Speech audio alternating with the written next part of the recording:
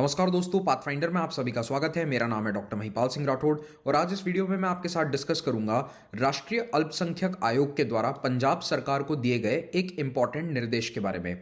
Punjab government को national Commission for Minorities ने direct किया है कि जितने भी रेस्टोरेंट्स, होटल्स और खाने पीने की जगह हैं जहां पर मीट सर्व किया जाता है, वहां पर यह डिक्लेयर किया जाए, ये पब्लिकली लिखा जाए कि मीट हलाल है या झटका। इसका क्या मतलब होता है, दोनों तरह के मीट में क्या फ़र्क है और ये ऑर्डर एनसीएम क्यों दे रहा है, इन्हीं सब कारणों को जानने की हम कोशिश करेंगे। और इस तरह के जो अन्य इवेंट्स भी हुए हैं पिछले एक साल में, उसके बारे में मैं आपको बताऊंगा इस लेक्चर में। आगे बढ़ने से पहले आपको याद दिलाना चाहता हूं कि पाथफाइंडर चैनल को सब्सक्राइब जरूर करें और बेल आइकन भी दबाएं ताकि आपको हमारे वीडियोस के अपडेट्स प्राप्त होते रहें। और अगर आपको मेरे लेक्चर्स के पीडीएफ और अपडेट्स चाहिए तो इस टेलीग्राम चैनल से आप डाउनलोड कर सकते हैं। अनअकैडमी ऐप पर मुझे इस आईडी पर फॉलो करके आप मेरे स्पेशल क्लास के नोटिफिकेशंस को प्राप्त कर सकते हैं। रविवार 19 दिसंबर को अनअकैडमी मेगा कॉम्बैट आ रहा है। इस कॉम्बैट में आप न केवल स्कॉलरशिप्स जीत सकते हैं बल्कि कई अट्रैक्टिव प्राइजेस जैसे कि आईपैड, लैपटॉप, किंडल एटसेट्रा जीतने का भी मौका रखते हैं। तो इसमें ज़रूर एनरोल कीजिए, लिंक नीचे पहले कमेंट में आपको मिल जाएगा और अनलॉक कोड महिपाल का इस्तेमाल कर सकते हैं। ये पूरा मामला संबंधित है जानवरों को मारे जाने के तरीके से। तो मीट के लिए जब जानवरों को मारा जाता है, स्लॉटर किया जाता है, तो दो तरीके होते हैं उसके, हलाल और झटका। हलाल मोस्टली एक इस्लामिक मेथड ऑफ किलिंग है जिसमें जानवर को मारने के लिए कुछ स्पेसिफिक प्रोसीजर्स को फॉलो किया जाता है। हलाल शब्द एक अरबिक टर्म है जिसका लिटरल मीनिंग यही होता है कि इट इज़ परमिसेबल, यानी कि वो अलाउड है। तो हलाल यानी कि अलाउड और हराम यानी कि अलाउड नहीं है। तो खाने पीने की वस्तुओं में बहुत कुछ हलाल होता है, कुछ हराम होता है। तो हलाल वो मेथड है जिससे इस्लाम में इस्लामिक लॉ के अनुसार जानवरों को मारा जाता है। हलाल तरीके से मारे गए जानवर इस्लामिक कानून के अनुसार खाने योग्य होते हैं। हलाल मेथड में जानवर को मारने का तरीका ये रहता है कि उसकी गर्दन की जो मेन धमनियां, आर्टरीज हैं, उन्हें काट दिया जाता है जिससे कि ब्लड सप्लाई खत्म हो जाती है दिमाग को, और उसके बाद श्वास नली, विंड पाइप को भी काट दिया जाता है। लेकिन इन ऑर्गन्स को काटते समय जानवर का सर उसके धड़ से, उसके शरीर से अलग नहीं किया जाता है। The animal is not decapitated. In blood vessels को काटने का मकसद ये होता है कि खून सारा बाहर निकल जाए। तो जब तक वो खून बाहर नहीं निकलता तब तक पूरी तरह से ये सर अलग नहीं किया जाता है। एक बार खून निकल जाए उसके बाद ये पूरा प्रोसीजर आगे बढ़ता है। उसमें कुछ रिलीजियस प्रेयर्स भी होती हैं जो बोली जाती हैं। सो दिस इज द हलाल method of killing animal. UK based हलाल फूड अथॉरिटी, जो कि एक संस्था है सर्टिफाई करने के लिए कि कोई भी खाद्य पदार्थ हलाल है या नहीं, उसके अनुसार जब भी विंड पाइप और वेन आर्टरी को काटा जाता है उस समय जानवर का जिंदा होना अलाउड नहीं है। तो मोस्टली यूके या अन्य डेवलप्ड कंट्रीज में क्या तरीका अपनाया जाता है मैं आपको बता देता हूँ। एक बंदूक जैसा डिवाइस आता है, स्टन गन उसे कहते हैं, जिससे जानवर बेहोश हो जाता है, मरता नहीं है, बेहोशी की हालत में हो जाता है। तो यूके में रूल ये है कि पहले जानवर को बेहोश किया जाएगा, उसके बाद ये वाला प्रोसीजर किया जा सकता है। लेकिन डेवलपिंग कंट्रीज में कोई स्टन गन का इस्तेमाल नहीं होता, डायरेक्टली ये पाइप काट दी जाती है एंड उसके बाद खून निकाले जाने के बाद उसे पूरा काटा जाता है। दूसरी ओर भारत में हिंदूज और सिख जानवर को मारने के लिए झटका मेथड का इस्तेमाल करते हैं। एज द नेम सजेस्ट, इसमें एक झटके में या तो तलवार से या चाकू से जानवर को मार दिया जाता है। एक ही झटके में जानवर का सर उसके शरीर से अलग हो जाना चाहिए। The aim here is to give minimum pain. तो ये दोनों ही तरीके हैं जिसमें जानवरों को स्लॉटर किया जाता है। Mostly it is related to religion या रिलीजियस प्रैक्टिसेस। अब recently National Commission for Minorities ने एक ऑर्डर दिया है। ऑर्डर कहना इसे थोड़ा गलत होगा, ये निर्देश है, डायरेक्शन है जो पंजाब सरकार के चीफ सेक्रेटरी को दिया गया है। तो नेशनल कमीशन फॉर माइनॉरिटीज़ क्या होता है पहले तो ये जान लो।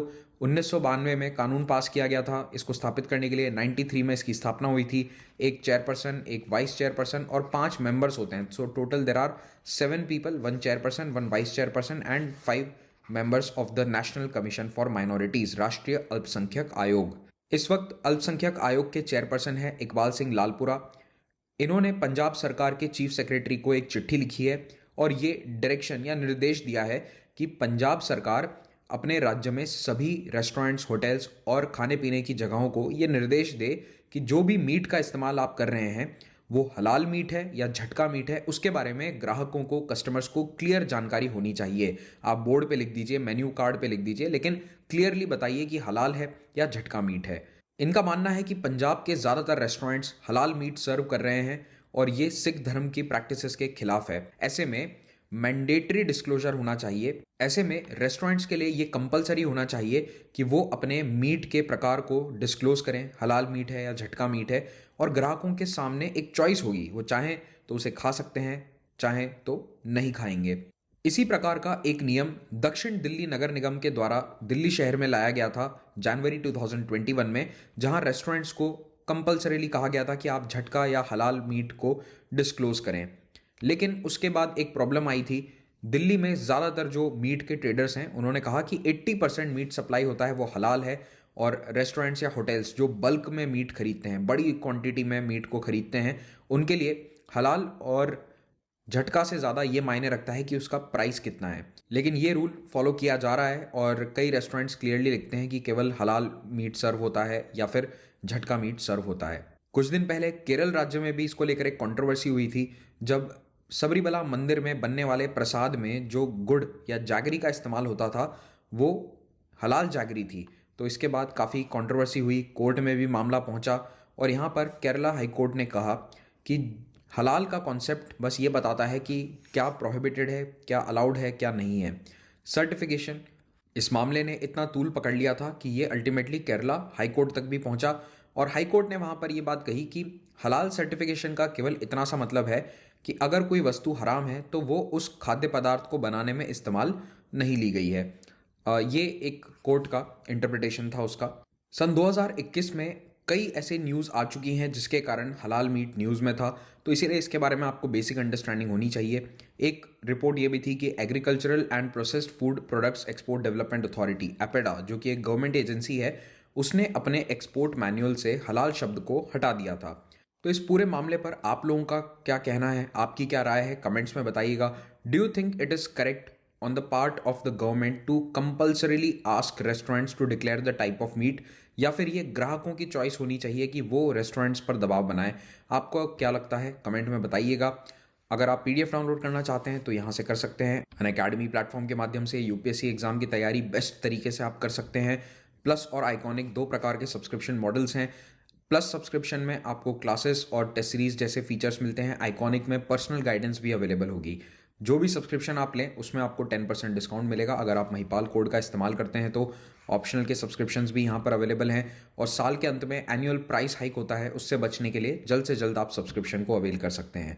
इस वक्त मेरा एक concepts of polity NCERT course ongoing है, जिसका लिंक नीचे डिस्क्रिप्शन में आपको मिल जाएगा। You can join the classes of this 11th class NCERT discussion. UPSC के हर हफ्ते नए बैचेस बनते हैं, सो 22 दिसंबर से जो नए बैच स्टार्ट हो रहे हैं इसमें भी आप ज्वाइन कर सकते हैं। ये सभी कोर्सेज ईएमआई ऑप्शन पर अवेलेबल हैं, सो यू हैव टू पे a small amount every month. और ईएमआई कैसे अवेल करना है इसका लिंक नीचे डिस्क्रिप्शन में, फर्स्ट लिंक गूगल फॉर्म है वो आपको मिल जाएगा। 3 फ्री टेस्ट सीरीज हैं, इनको ज़रूर अवेल करें, प्रीलिम्स का स्कोर बढ़ाएं, और लाइव मेंटरिंग प्लेटफॉर्म का इस्तेमाल करके आइकॉनिक सब्सक्राइबर्स अपनी तैयारी को और बेहतर बना सकते हैं। Thank you very much for watching this, have a great day.